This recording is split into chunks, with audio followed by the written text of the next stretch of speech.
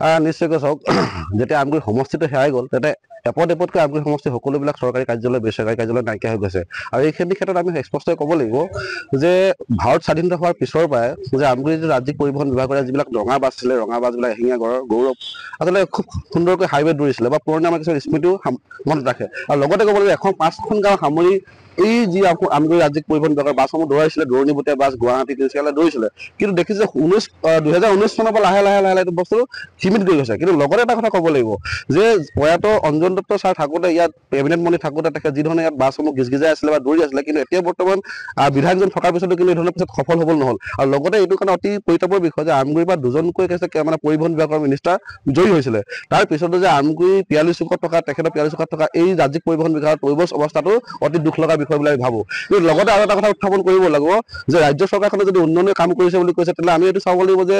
চিন্তামণি গড়ৰ নিচিনা আৰু অতি ভিতৰৰ অঞ্চলতো কিন্তু বাছসমূহ দৌৰি থকা আছে বা তাকো ৰাজ্যিক পৰিবহণ বিভাগ চলি আছে কিন্তু তেনে ক্ষেত্ৰত আমগুৰি এখন নগৰৰ মাজ বজাত থকা কিন্তু এই বিভাগটো এনেধৰণৰ গৰু গোহালিলৈ ৰূপান্তৰ হোৱা বগাহাটলৈ ৰূপান্তৰ হোৱা বা এজাক বৰষুণত গোটেই অফিচটো বুৰি যোৱা বা সম্পূৰ্ণ ঘৰৰ অৱস্থা তছবছ হোৱাটো কিন্তু অতি ৰহস্যজনক বিষয় আৰু এইখিনি ক্ষেত্ৰত যে বিধায়ক মহোদয়ৰ যি ভূমিকা আছিলে ভূমিকা কিন্তু সম্পূৰ্ণ নীৰৱ ভূমিকা আৰু তেখেতে সম্পূৰ্ণ নমিয়াতি কইনা ভাও ধৰিছে আৰু লগতে আমি এটা কথা উত্থাপন কৰিব লাগিব যে আমগুৰি বিভিন্ন চৰকাৰী যি কাৰ্যালয়সমূহ আছে কাৰ্যালয়সমূহ ক্ষেত্ৰত তেখেতৰ যি আচলতে দায়িত্ব থাকিব লাগিছিলে জনপ্ৰতিনিধি আচলতে কি তেখেতে চল চাই কঠীয়া পৰাৰ দৰে নিৰ্বাচনৰ আগত কেইজনমান হাংগু পাংগু লৈ পানি দুই জেগাত প্ৰচাৰ চলিব কিন্তু প্ৰকৃত যদি বাস্তৱ ছবিখন চাই আপোনালোকে মানে চেনেলৰ যোগেদি দেখিছে যে আচলতে ছবিসমূহ কিন্তু স্পষ্ট যে ইয়াত উন্নয়নৰ কোনো নাই একো নাই সম্পূৰ্ণ ফোপোলা চব এনে এটা ঢোল ঢালকৈ জয়গান গাই আছে আৰু এইখিনি ক্ষেত্ৰত আমি টাইম যুৱকতে স্পষ্ট ভাষাই কৈছে অতি শীঘ্ৰে আপোনালোকৰ এই ৰাজনৈতিক বোকাচিতা ৰাজনীতি বাদ দি পানি প্ৰকৃত ৰাজ্যৰ স্বাৰ্থত কাম কৰক আৰু সঁচাই যদি উন্নয়ন বিচাৰিছে তেতিয়াহ'লে সম্পূৰ্ণ ৰাজ্যৰ যিখিনি ৰাজহুৱা সম্পত্তিসমূহক ৰাজহুৱাকে মুকলি কৰি দিয়ক ৰাজ্যৰ মুখ্য আৰু নিশ্চয়কৈ আহ্বান জনাম মানে আচলতে ইয়াৰ যিজন মানে জনপ্ৰতিনিধিয়ে ইয়াত হৈ থকা প্ৰতিবিলাক মানে দুষ্ট বিষয়বিলাক যেনে ধৰি লওক ক'ত কি হৈ আছে সেইখিনি জনপ্ৰতিনিধিজনে তেখেতে অৱগত কৰিব লাগিব মুখ্যমন্ত্ৰী মহোদয়ক যে আচলতে আমাক ইয়াত কি প্ৰয়োজনীয়তা হৈছে যদি তেখেতে যেনে ক'লে চলাৰ প্ৰজেক্ট এটা আহিছে বা চলাৰ প্ৰজেক্ট আমাক দিয়া হ'ল তেনে সাংবাদিকসকলৰ যোগেদি আমাৰ প্ৰচাৰটো হৈ থাকে কিন্তু যি জনপ্ৰতিনিধি তেখেতলোকে যদি নকয় যে আমগুৰি আচলতে ইয়াত হৈছে কি বা সমষ্টিটো যোৱাৰ পিছত আমগুৰি কেনেধৰণৰ মানুহখিনি জীয়াতু ভুগিছে বা 1,26,000 ভোটাৰ আজি অৱস্থাটো হৈছে কি এই কথাখিনি জনপ্ৰতিনিধিজনে যদি অৱগত নকৰে কেন্দ্ৰীয় মুখ্যমন্ত্ৰী মহোদয় তেতিয়াহ'লে আমি ভাবোঁ যে জনপ্ৰতিনিধি নকৰাৰ লগে লগে তেখেতে কোনো ধৰণৰ গুৰুত্ব নিদিয়ে আৰু এইখিনি ক্ষেত্ৰত আচলতে এই জনপ্ৰতিনিধি ৰাইজৰ স্বাৰ্থত মাত মাতি আচলতে সমষ্টিটো উন্নয়নৰ কাৰণে কাম কৰিব লাগিব আমি আশা কৰোঁ চাওক আমগুৰি মানে এতিয়া আচলতে আমগুৰি সকলোবিলাক সম্পদ এফালৰ পৰা নাইকিয়া হৈ যোৱাৰ উপক্ৰম হোৱাৰ এটা আচলতে দিন চলিছে সকলোৱে জানে যে আমগুৰিৰ যিজন বিধায়ক তেওঁ প্ৰাক্তন তেওঁ আপোনাৰ কেবিনেট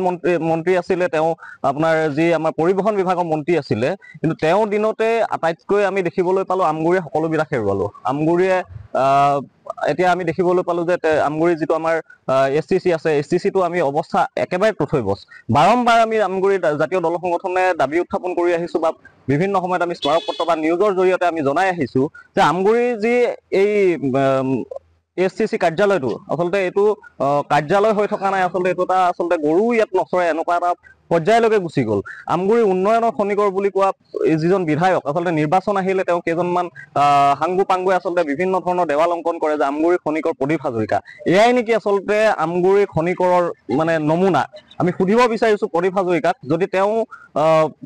এই নিউজটো চায় তেতিয়াহ'লে তেওঁ লাজ পাব লাগিব যে আমগুৰি উন্নয়ন মানে এনেকুৱাই নেকি গতিকে আমি ইতিমধ্যে আমি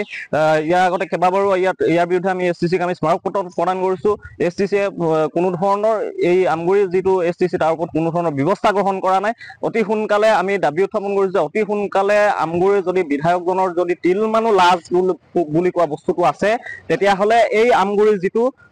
আচলতে ৰাজ্যিক পৰিবহণ নিগমৰ কাৰ্যালয় এই কাৰ্যালয়টোৰ ক্ষেত্ৰত তেওঁ অকণমান হ'লেও গুৰুত্ব দিয়ক আৰু ইয়াত আমি বিভিন্ন সময়ত দেখিবলৈ পাইছোঁ যে ইয়াত কিছুমান আৰ্ট ফিলিঙৰ কাম আহিছিলে এই কামবিলাক আচলতে কোনে কেনেকৈ কৰি আচলতে আধাতে অকণমান চাই আচলতে কেইগাড়ীমান মাতি পেলাই আচলতে দায়িত্ব সামৰিলে এই কথাখিনি আমি গম পোৱা নাই গতিকে আমি দাবী উত্থাপন কৰিছোঁ আমগুৰিৰ বিধায়কজনক অতি সোনকালে ইয়াৰ ওপৰত বিহিত ব্যৱস্থা গ্ৰহণ কৰক বা আমগুৰি STCটোৰ ওপৰত তেওঁ কিবা এটা আচলতে চকু মেলি চাওক